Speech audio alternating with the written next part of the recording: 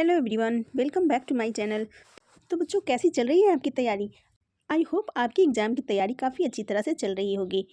तो बच्चों, आज की वीडियो में हम डिस्कस करने वाले हैं क्लास 4th हिंदी विषय के सत्रांत परीक्षा अर्थात कि सेशन एंडिंग एग्जाम के सैम्पल पेपर को। ये करंट सेशन 2025-26 का पीएम श्री केंद्रीय विद्यालय का सैम्पल पेपर है, जिसका अधिकतम मार्क्स है 40 और समय है 90 मिनट। ठीक है। तो बच्चों, वीडियो शुरू करने से पहले आपसे प्लीज़ एक रिक्वेस्ट है, अगर आपको ये वीडियो थोड़ी सी भी हेल्पफुल लगे तो प्लीज़ वीडियो को लाइक करें, चैनल को सब्सक्राइब करें और आप चाहें तो इस वीडियो को हाइप भी कर सकते हैं। ठीक है। तो चलिए जल्दी से वीडियो को शुरू करते हैं। तो प्रश्न 1 होने वाला है आपका अपठित गद्यांश। नीचे लिखे अपठित गद्यांश को पढ़कर प्रश्नों के उत्तर दें। यहाँ पे आपको छोटा सा गद्यांश दिया गया है, उसको आपने ध्यानपूर्वक पढ़ना है। फिर नीचे कुछ प्रश्न पूछे गए हैं, उनके जवाब आपने देने हैं। ठीक है। स्वच्छता हमारे जीवन के लिए बहुत ज़रूरी है। हमें रोज़ नहाना चाहिए और साफ कपड़े पहनने चाहिए। खाना खाने से पहले और शौच के बाद हाथ को साबुन से धोना चाहिए। घर और स्कूल को भी साफ रखना चाहिए। कूड़ा हमेशा डस्टबिन में डालना चाहिए। गंदगी से कई बीमारियां फैलती है। यदि हम साफ सफाई रखेंगे तो हम स्वस्थ रहेंगे और हमारा वातावरण भी अच्छा रहेगा। तो ये था आपका गद्यांश। अब चलिए नीचे कुछ प्रश्न दिए गए हैं, वो देख लेते हैं। पहला प्रश्न है, स्वच्छता किसके लिए जरूरी है? तो भी हमने पढ़ा, स्वच्छता हमारे जीवन के लिए बहुत जरूरी है। ठीक है। दूसरा है, साफ का विलोम शब्द लिखिए। तो साफ का विलोम शब्द गंदा। ठीक है। अभी सबके आंसर्स भी लिखेंगे। कूड़ा कहाँ डालना चाहिए? तो कूड़ा हमेशा ही हमें डस्टबिन में डालना चाहिए। अगला प्रश्न है, गंदगी से क्या फैलता है? तो गंदगी से बीमारियां फैलती है। अगला प्रश्न है, साफ सफाई रखने से क्या लाभ होता है? उत्तर लिखेंगे, साफ सफाई रखने से हम स्वस्थ रहते हैं और वातावरण भी अच्छा रहता है। ठीक है। तो चलिए इन सब के उत्तर लिख लेते हैं। पहला प्रश्न था, स्वच्छता किसके लिए जरूरी है? उत्तर लिखेंगे, स्वच्छता हमारे जीवन के लिए जरूरी है। दूसरा प्रश्न है, साफ का विलोम शब्द लिखें। तो साफ का विलोम शब्द होता है गंदा। अगला प्रश्न है, कूड़ा कहाँ डालना चाहिए? तो कूड़ा डस्टबिन में डालना चाहिए। अगला प्रश्न है, गंदगी से क्या फैलता है? तो गंदगी से बीमारियां फैलती है। अगला है, साफ सफाई रखने से क्या लाभ होता है? उत्तर लिखेंगे, साफ सफाई रखने से हम स्वस्थ रहते हैं और वातावरण अच्छा रहता है। ठीक है।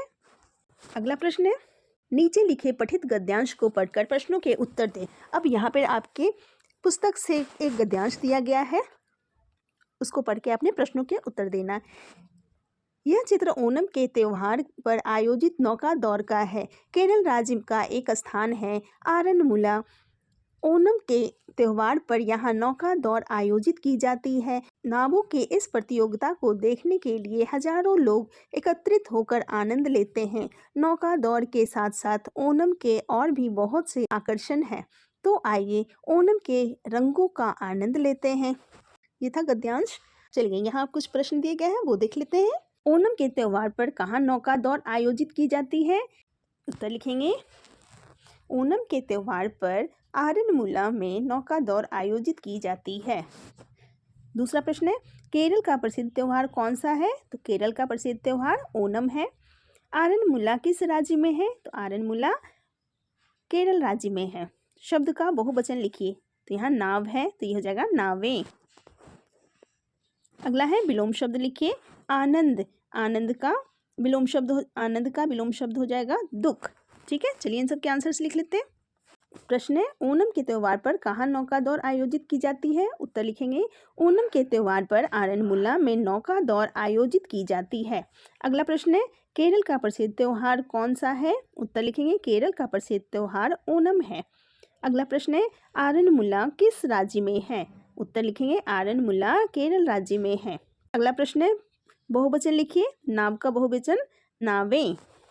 अगला है, विलोम शब्द लिखिए। आनंद का दुखी। ठीक है। अगला प्रश्न है, नीचे लिखे पठित काव्यांश को पढ़कर प्रश्नों के उत्तर दें। अब यहाँ पे आपके पाठ्य पुस्तक से एक कविता का अंश दिया गया है, उसको आपने पढ़ना है और फिर प्रश्नों के उत्तर देना है। तो चलिए साथ में पढ़ते हैं। मैं भूलना यह क्या है चक्कर, छिपा हुआ क्या इसमें पेंटर, चित्र बनाता बिल्कुल वैसा, मोटा पतला जो है जैसा। ठीक है। तो ये था आपका काव्यांश।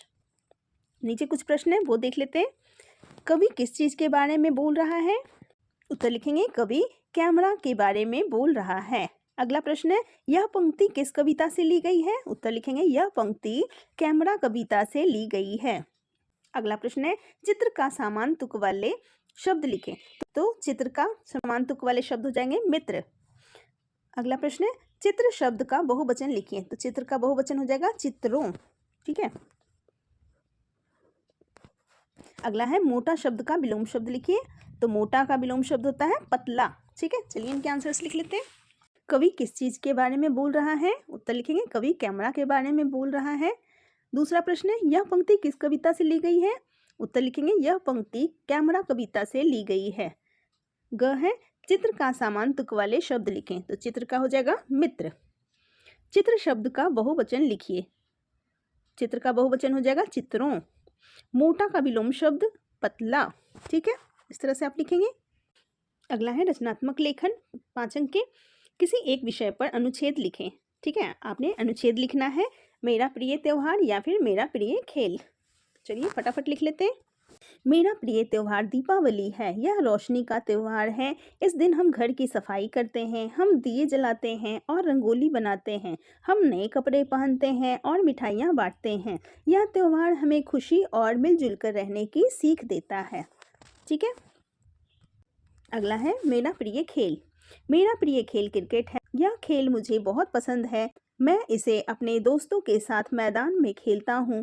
क्रिकेट खेलने से शरीर स्वस्थ रहता है और हम फुर्तीले बनते हैं। यह खेल हमें टीम वर्क, अनुशासन और समय का महत्व सिखाता है। मुझे अपने देश के क्रिकेट खिलाड़ी बहुत अच्छे लगते हैं, इसलिए क्रिकेट मेरा प्रिय खेल है। इस तरह से आप लिखेंगे। प्रश्न है, आपके विद्यालय में नाटक प्रतियोगिता का आयोजन किया जाना है। इस अवसर पर अभिभावक गण को आमंत्रण पत्र लिखें। ठीक है, तो इस तरह से हम आमंत्रण पत्र लिखेंगे। सबसे पहले आप विद्यालय का नाम लिखेंगे, फिर दिनांक लिखेंगे, उसके बाद लिखेंगे आदरणीय अभिभावक गण, आपको यह बताते हुए खुशी हो रही है कि हमारे विद्यालय में नाटक प्रतियोगिता का आयोजन किया जा रहा है।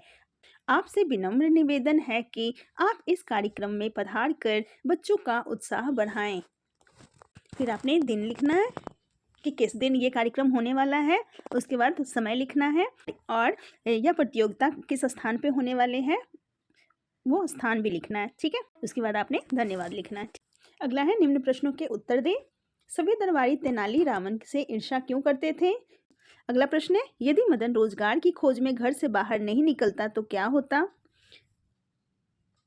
प्रश्न है, हमारे वैज्ञानिकों ने आदित्य L1 का निर्माण क्यों किया? अगला प्रश्न है, ओणम का त्योहार कब मनाया जाता है? ठीक है, चलिए इन सब के उत्तर लिखते हैं। प्रश्न है, सभी दरबारी तेनालीरामन से ईर्ष्या क्यों करते थे?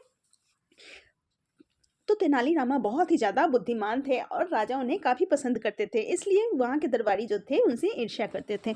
तो उत्तर लिखेंगे, दरबारी तेनालीरामन से ईर्ष्या करते थे क्योंकि वह बहुत बुद्धिमान थे और राजा उन्हें पसंद करते थे। ठीक है। अगला प्रश्न है, यदि मदन रोजगार की खोज में घर से बाहर नहीं निकलता तो क्या होता?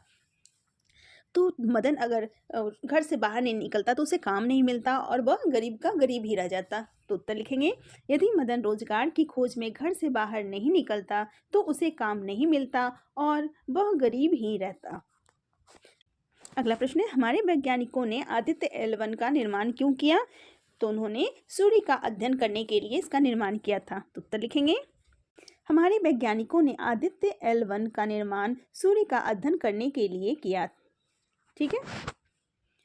अगला प्रश्न है, ओणम का त्योहार कब मनाया जाता है? उत्तर लिखेंगे, केरल में ओणम का त्योहार अगस्त सितंबर में मनाया जाता है। अगला है, व्याकरण और वर्तनी, 10 अंक के। रिक्त स्थानों की पूर्ति कीजिए। हम डैश बड़े होकर वैज्ञानिक बनेंगे। तो यहाँ पे हम लिखेंगे हम भी। ठीक है, आपने यहाँ भी लिखना है, हम भी बड़े होकर वैज्ञानिक बनेंगे।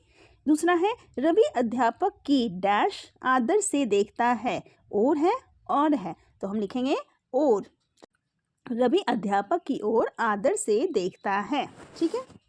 अगला प्रश्न है, शब्दों के बहुवचन लिखिए। तो यहाँ मिठाई है तो लिखेंगे मिठाइयाँ, जलेबी जलेबियाँ। अगला प्रश्न है उपयुक्त विशेषण चुनकर लिखे। ठीक है, विशेषण मीन्स होता है जो किसी चीज की विशेषता को बताता है। ठीक है, तो आदमी, आदमी कैसा है? ईमानदार है, मोटा है, छोटा है, लंबा है, आप कुछ भी लिख सकते हैं। ठीक है, खिलाड़ी, खिलाड़ी कैसा है? मेहनती है, तेज है ना, वो लिख सकते हैं आप। अभी सबके आंसर्स लिखेंगे। अगला प्रश्न है मुहावरों का अर्थ लिखकर उनका वाक्यों में प्रयोग कीजिए। क है मन में लड्डू फूटना, मुंह ताकना। चलिए इन सबके आंसर्स पहले लिख लेते हैं। मिठाई का बहुवचन हो गया मिठाइयाँ, जलेबी का जलेबियाँ। उपयुक्त विशेषण लिखना है चालाक, आदमी, मेहनती, खिलाड़ी। मुहावरों का अर्थ लिखकर वाक्य में प्रयोग करना। मन में लड्डू फूटना मतलब बहुत खुश होना। बाकी हो जाएगा पुरस्कार मिलने पर मेरे मन में लड्डू फूटने लगा। ख है मुंह ताकना मीन्स इंतजार करना। बाकी हो जाएगा मैं बस स्टॉप पर बस का मुंह ताकता रहा। अगला है समान अर्थ वाले शब्द लिखें। प्रशंसा का हो जाएगा तारीफ और न्योता का हो जाएगा आमंत्रण। ठीक है, यहाँ लिखेंगे तारीफ और आमंत्रण।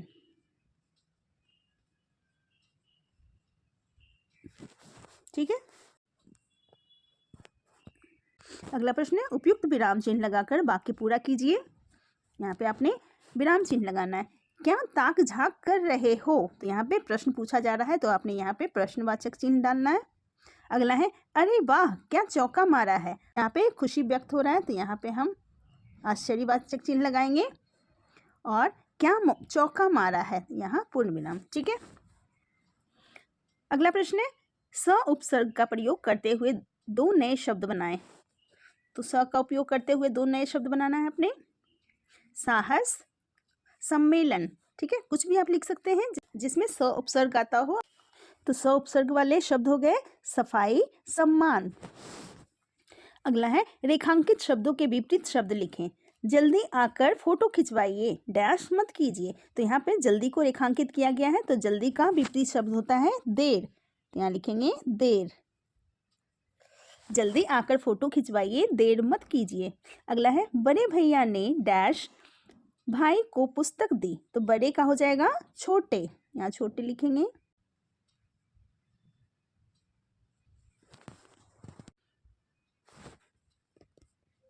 अगला प्रश्न है समान तुक वाले शब्द लिखें।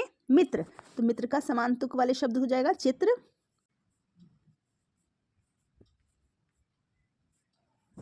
मेल, मेल का समान तुक वाले शब्द हो जाएंगे रेल। ठीक है, अगला है सही शब्द पर गोला लगाएं। वैज्ञानिक, वैज्ञानी, वैज्ञानिक, ये सही शब्द है, इस पर गोला लगा देंगे। अगला है शुद्ध करके लिखें। आदित्य, तो यहाँ आदित्य होगा, ये विद्यार्थी, यहाँ विद्यार्थी होगा। चलिए शुद्ध करके लिख लेते हैं। आदित्य ऐसे लिखेंगे हम, और विद्यार्थी ये है शुद्ध शब्द। ठीक है, ओके स्टूडेंट्स, आज के लिए बस इतना ही। आई होप ये सैम्पल पेपर आपके लिए काफ़ी हेल्पफुल रहेगा। All the best for your exams. मिलते हैं फिर नेक्स्ट वीडियो में। Thank you so much.